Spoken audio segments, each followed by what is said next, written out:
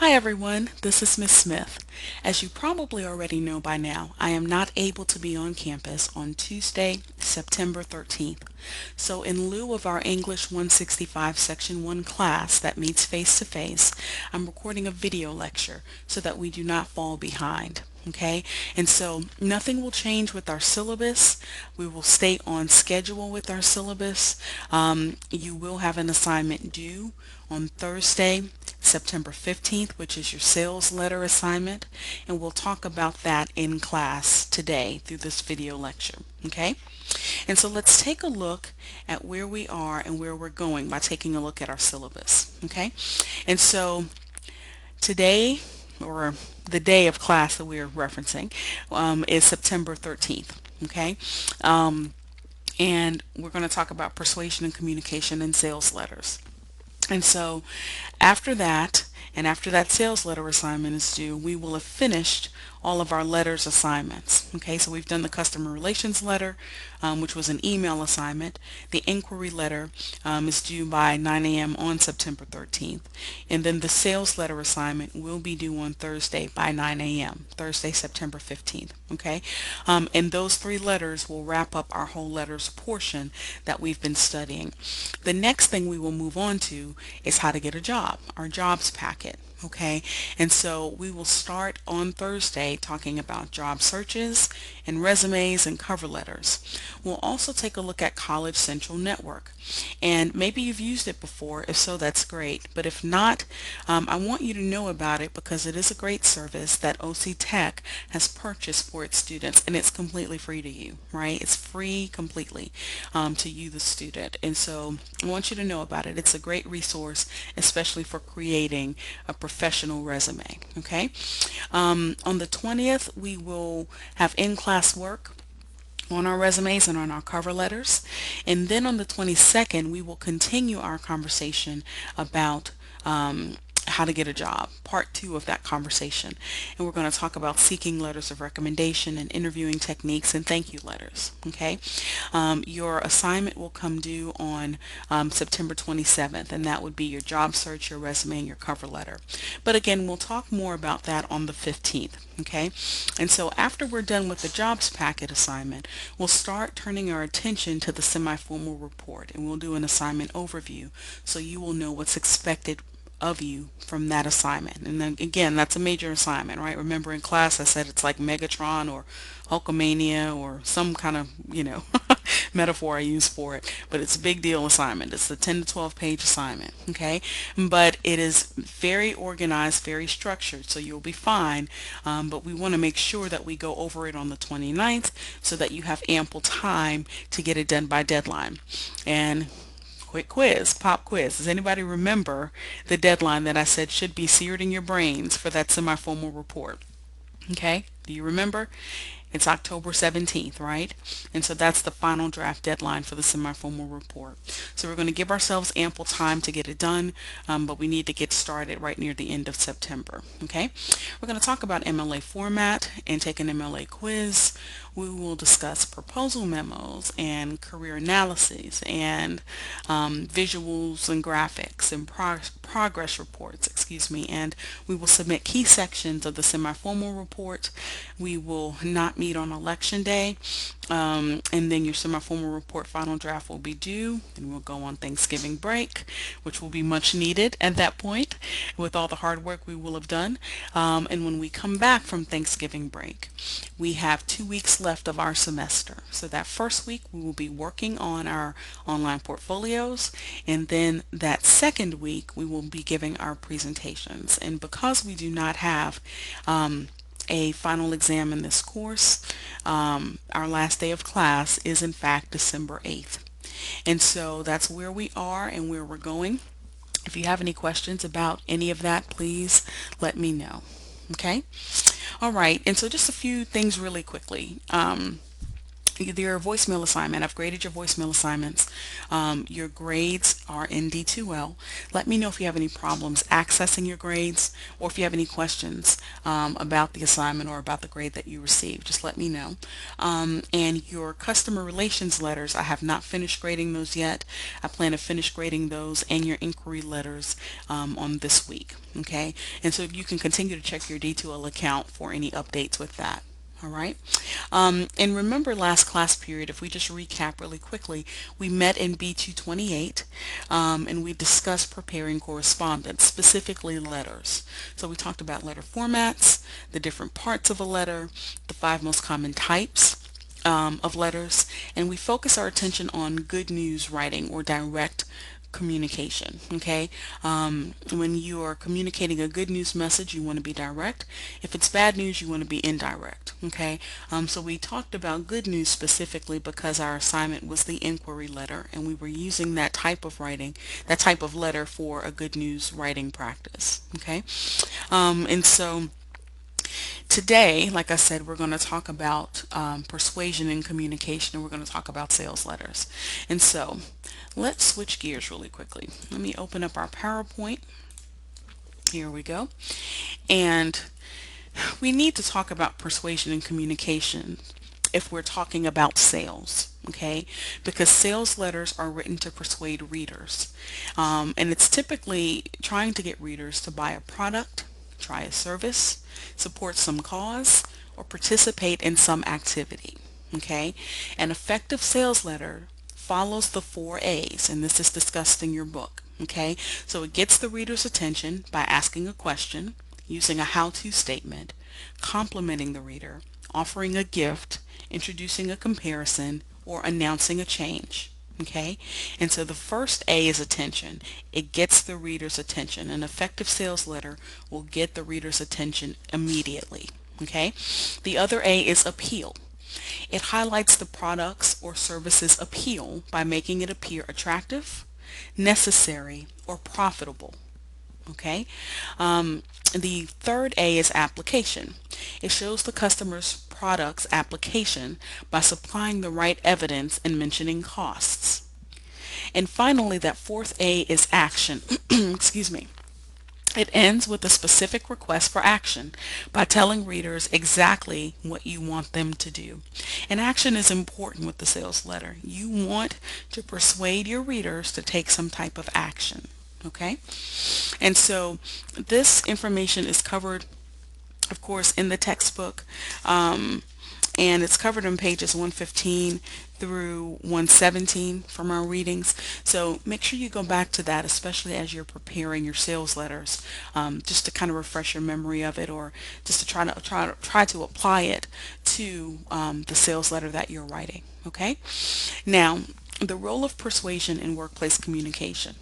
Workplace writing is persuasive writing. Okay, essentially it is persuasive writing. Oftentimes your goal is to convince your audience. So you may be trying to convince your audience that you are credible and that you are informed, right? You're an informed writer, that you're credible, that they can trust the communication that you've presented. Or you may be trying to convince your audience that your information itself is accurate and ethical and reliable. Or, like we just said, you may be trying to convince your audience to take action. Okay, therefore we must understand the persuasive strategies that contribute to effective writing. Okay, we want our writing to be effective. We want our sales letters to be effective. Sales letters are meant to persuade. So we need to understand then what are those strategies that help us to be effective with persuasion and therefore effective with this type of writing. And so there's some persuasive strategies that we must know about. Okay, there are 3 common strategies that you should know, and they are all represented by the following Greek words: ethos, pathos, and logos. Okay, those are three terms, Greek terms: ethos, pathos, and logos. So we're going to discuss those. Thousands of years ago, Greek philosopher Aristotle coined these terms as a basis for modes of persuasion used to convince audiences. So these persuasive strategies that we talk about have been around for thousands of years, and they're still effective, and it's kind of the basis for a lot of what we do today. We don't know that it's what's happening. We don't know that people are using these strategies, but these strategies are time tested and proven to be effective persuasive strategies. So if you want to be an effective professional communicator, you want to make sure that you know these strategies. Okay, so let's look at them in more detail. Okay, so we have ethos. Ethos uses the credibility or character of the speaker or the author slash creator of the work to persuade the audience.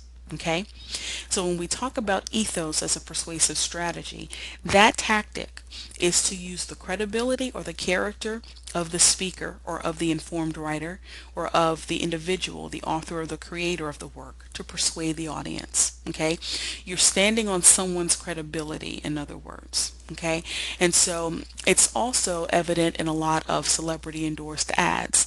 We use the credibility of the celebrity, maybe the character that we think that the celebrity has in terms of, oh, they're honest, they're trustworthy, we believe them, right? We trust them, they're a role model.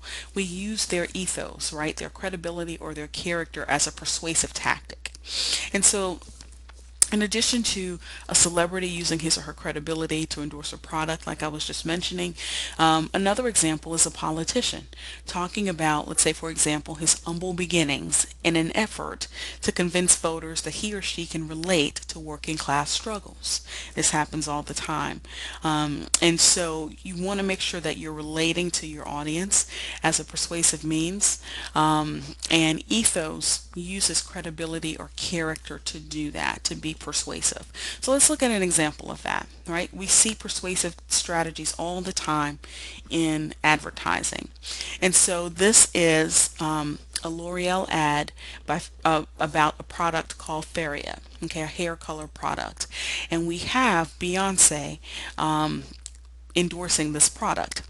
So she's featured prominently, and we see her golden hair color, right, which we know has been dyed, and they're saying it's been dyed by that Feria product.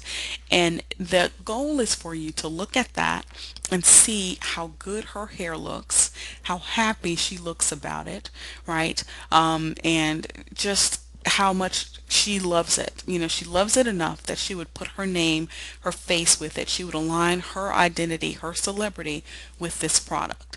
That's an example of ethos. It's meant to be persuasive, okay? If they put someone up there who no one knew, right, just an unknown person in society, it probably would not have had as much effect as if you put someone up there who is successful, right? Someone who is a celebrity, okay? And so that is a tactic of ethos, right? Celebrity endorsements, to try to be persuasive, to sell a product or to convince you that this product is worthwhile, that you should use it because the celebrity uses it, okay? To make it believable, to make it credible. Okay, so that is a tactic that is often used with the persuasion tactic called ethos. Okay, and so pathos uses emotion to persuade the audience. And so for an example, a billboard that shows a car after being hit by a drunk driver. I don't know if you all have ever seen those before. I have seen them plenty of times and they're terrible. So the billboard will actually show wreckage of a car that had been involved in an accident involving a drunk driver. And it's actually affixed to the billboard so that drivers see it as they drive past. And so that's an example, something to give some type of an emotional appeal, right? To cause you to feel a certain way about whatever it is that's being communicated, right? Something that causes an emotional tug for you. And so another example of that would be a bridal store commercial showing a happy couple on their wedding day, right? It's meant to give some type of an emotional response. And so let's look at another example, okay? And let's look at this Michelin ad. And it reads, Michelin, because so much is riding on your tires. And we see that it's not just a tire that they've put in this ad. They've put a baby, right? A helpless, adorable little baby, right, who's sitting next to the tire. And that's meant to be an emotional appeal. It's a persuasive strategy to use emotion to get you to want that product. Okay? And so what is the argument that they're making? They're making that you have precious cargo in your cars. You're transporting your children and your loved ones, and these tires will be will be your best bet for safety, right? These tires will help you stay safe. It will help you get to your destination safely, okay? And so they're trying to align safety with your love for your family, right? With this product. So they're making an emotional pull on you to want this product.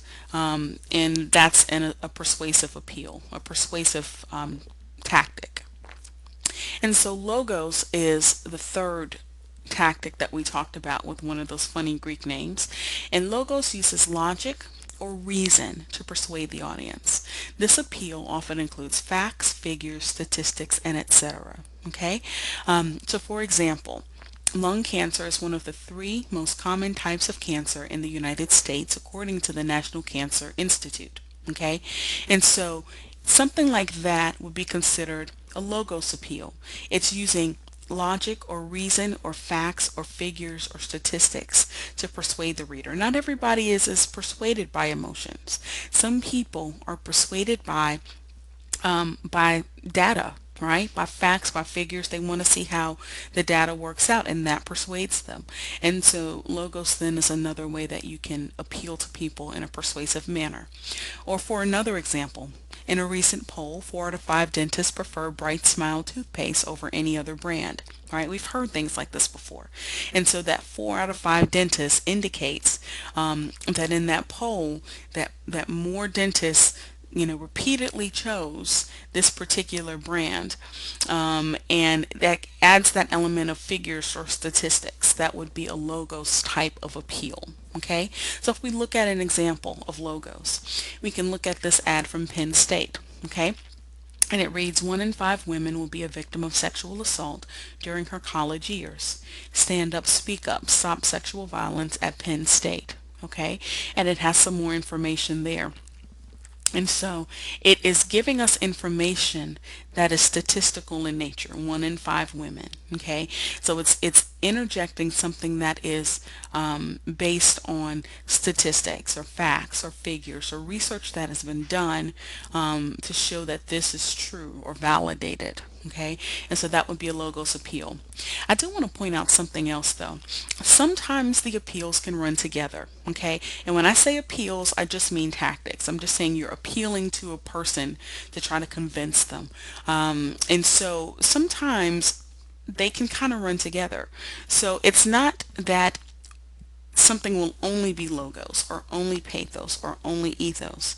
They can merge together. So when we see this ad, for example, you notice here when it's talk about 1 in 5, we have 5 figures, and this one that is not shaded in the black has some text in there. I don't know if you can see all of this, but girlfriend, daughter, classmate, friend, sister, you, okay, and mentor.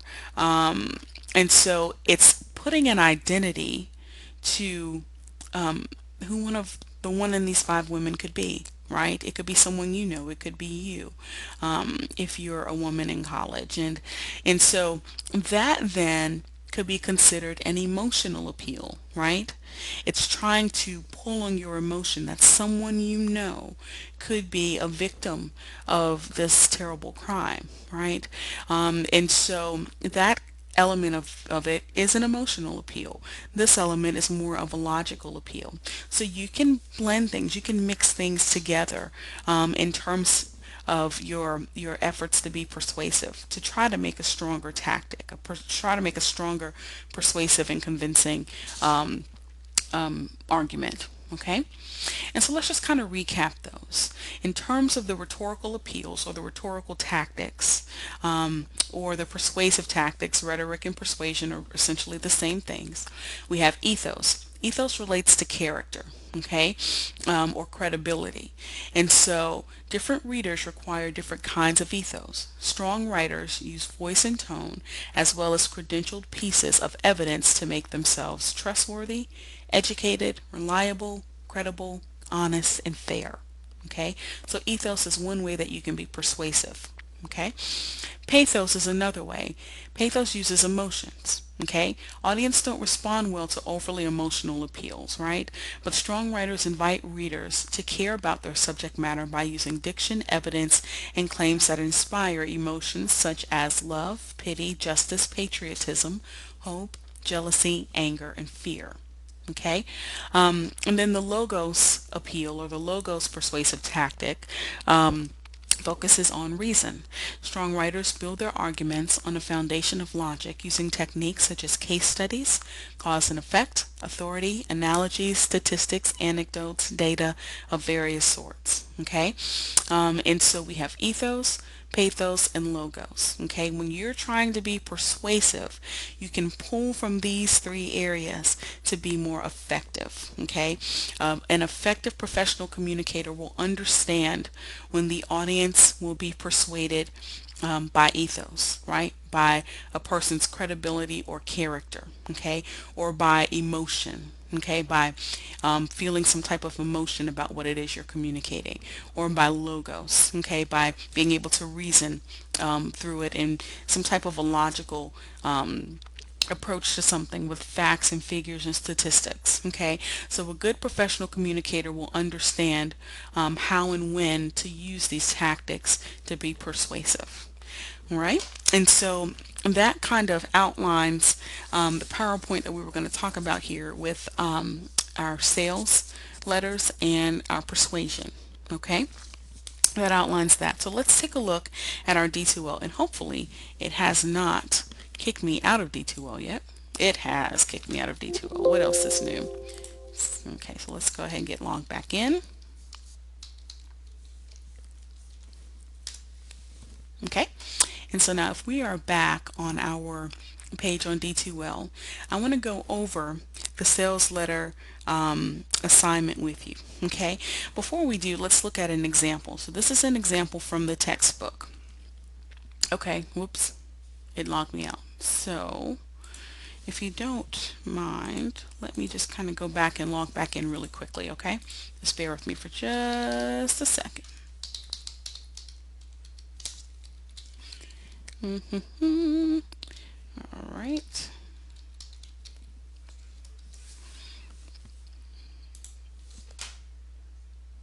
Just one more second. And this is just going to allow me to show you a page of the book from our ebook version, okay?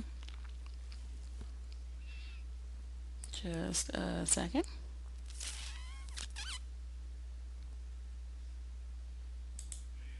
Okay.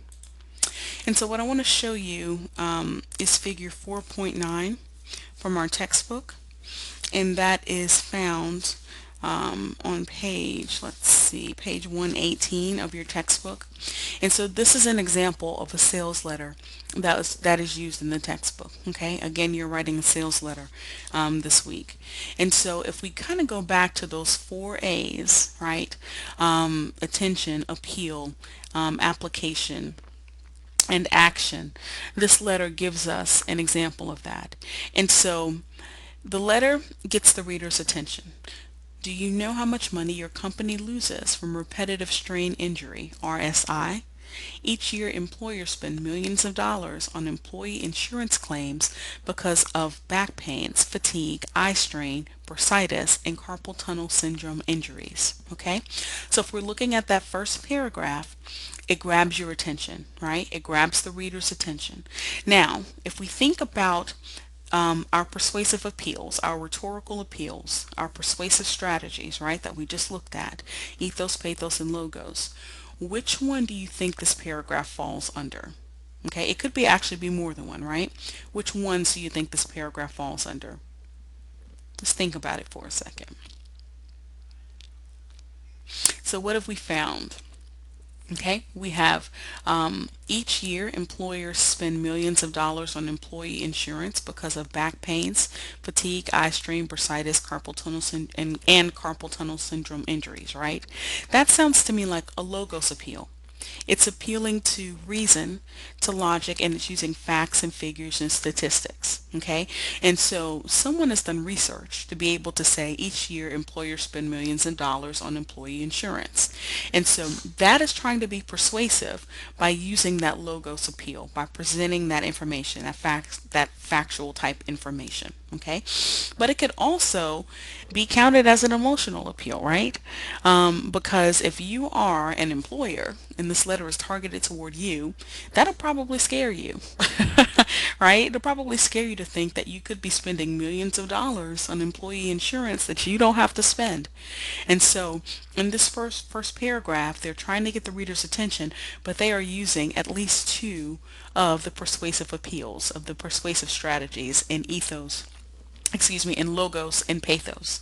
And so this next paragraph, Workwell, which is the name of the company, can solve your problems with its easy to use exercise program software, which automatically monitors the time employees spend at their computers and also measures their keyboard activity.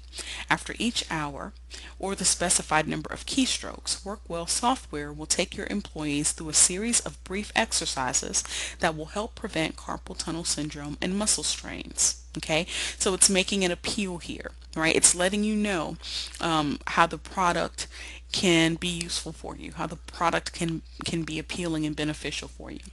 Workwell's exercise program software will not interfere with your busy schedule. Each of the 27 exercises is demonstrated on screen with audio instructions. The entire program takes less than 3 minutes and is available for Windows 7 and 8 as well as OS X 10.7 or higher. For only $1,499, you can provide a networked version of this valuable software to all of Circuit Systems employees. Okay, so this letter is now showing the application, right? Again, we're kind of thinking about those 4 A's, right? It's showing the application of the product and trying to sell this product.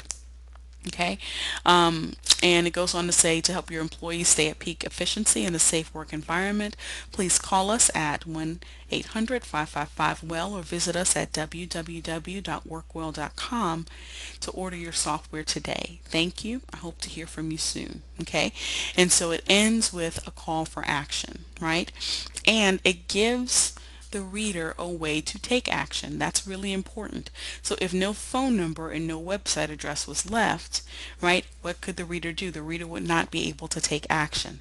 You don't want your credibility to ever go down because you do not include something like contact information for the reader to be able to respond to you. So keep that in mind as you're working on your sales letters. So again, I wanted us to look at this letter from the textbook because it applies the 4 A's, and you can continue to go through and see and try to identify some of the persuasive tactics, the rhetorical appeals that they have used to try to convince the reader, persuade the reader that their product is, irresistible. You have to have this product for your company. Okay, and so I wanted us to go over that. Now let's take a look at our assignment in D2L. Okay, and so if we go back here and go to content, your sales letter assignment is now published and it's there. The assignment overview is here, and your assignment needs to be submitted, like I said before, by Thursday, September 15th at 9 a.m. Okay, and if you submit it within the late work policy period, of course you'll have the point deductions. The last possible time you can submit it would be on Saturday, September 17th at 9 a.m. So just always remember that you are looking for the due date, not the end date. The end date reflects the late work policy period, and you would have point deductions if you submit it by the end date. You want to make sure you submit it by the due date. Okay, all right, so let's look at the sales letter assignment. Okay, and so in this scenario, you have just been hired as a student intern with the local Goodwill Industries in your community. You will be employed there for an entire semester, and your main assignment involves professional communication and sales. At this Goodwill location, people can donate electronics, their cell phones, computers, and other devices for the devices to be refurbished, resold, or recycled in an environmentally safe manner. According to Goodwill, these electronic donations help the community by supporting job training, career services, and job skills efforts. The problem is that most people don't know that electronic donations exist at Goodwill, so part of your job is to inform. But the larger issue is that many people don't see the value in donating their used devices when they can sell them online or return them to their cell phone store/provider for a discount on their upgrade toward the purchase of a new phone. This is why you'll need to be persuasive and try to convince your audience to donate. Okay, so this is your sales letter scenario. You're going to try to convince your audience through a letter that you will create to donate their devices to Goodwill. Okay, and so assignment, audience, and guidelines. For this assignment, your audience is the student body of OC Tech.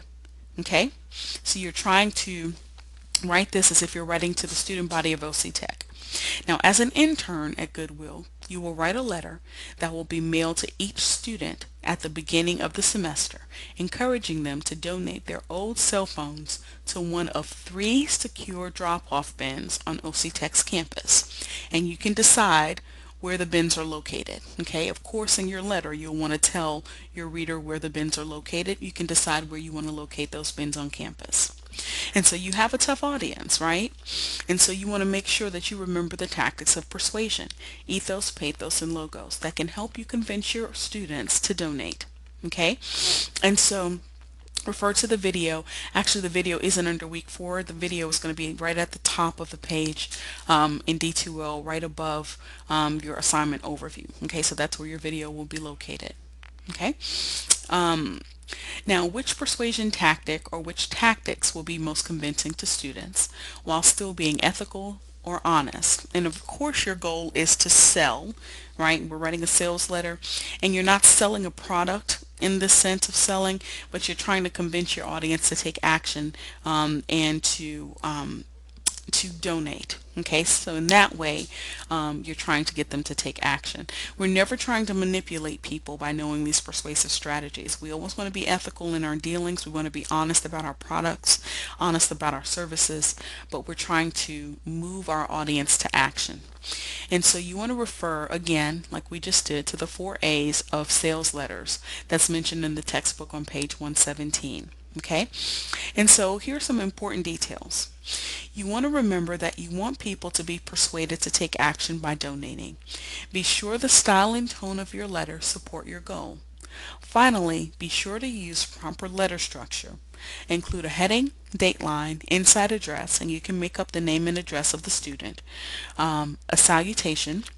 You want to include the body of the letter, in which you should use ABC format, 3 paragraphs at least. You need a complimentary closing and a signature. You won't need to use enclosure or copy notation for this assignment. You want to refer to this Goodwill website for information about electronic donations. Okay, so I'll read through this and we'll take a look at the website. Now, you cannot copy and paste or retype their exact wording into your letter. No more than 3 consecutive words from their website should be used in one sentence. Okay, so in other words, you must write this letter in your own words. You must paraphrase correctly. Okay, and I need to evaluate your writing, not a copy and paste of wording that someone else has created. Okay, and so that is why I need you to make sure that you're not just using language that they've used, that you are actually putting it into your own words. And if you have questions, please let me know. So this is a challenging assignment, but it will help you think persuasively about how you communicate, which is an invaluable skill in the workplace and beyond. Of course, you want to type your letter in Microsoft Word format. You want to use full block letter format, and be sure to include all required parts of the letter. Follow ABC format to structure your communication, and your letter must contain at least 3 paragraphs. You want to be sure your students know where to donate, as I've said before, and if you have a deadline for donating the devices, put that deadline in your letter. Also, you may want to include your contact information, a phone number and or email, if there are any questions for you, so that students can reach you. Okay, you want to submit this letter to the sales assignment Dropbox by deadline. Okay, so let's take a look at this Goodwill website that I mentioned. Okay, and you can access it by clicking the link in the Word document, and I'll also put a link in your D2L account. Okay, so this is the page I want you to reference. This is actually coming from Goodwill Industries of Southern Piedmont, which is located in Charlotte, but they had electronic donations, so we're going to use this for the basis of our assignment for our sales letter. Okay, and so here it goes through the steps 1 through 4, I believe, of the electronic recycling system and donating electronic devices to Goodwill. Okay, and so you want to read through this website because this is going to give you information, and on this page they're telling you the benefits of donating to the Goodwill, donating your electronic devices. This information will help you write that sales letter.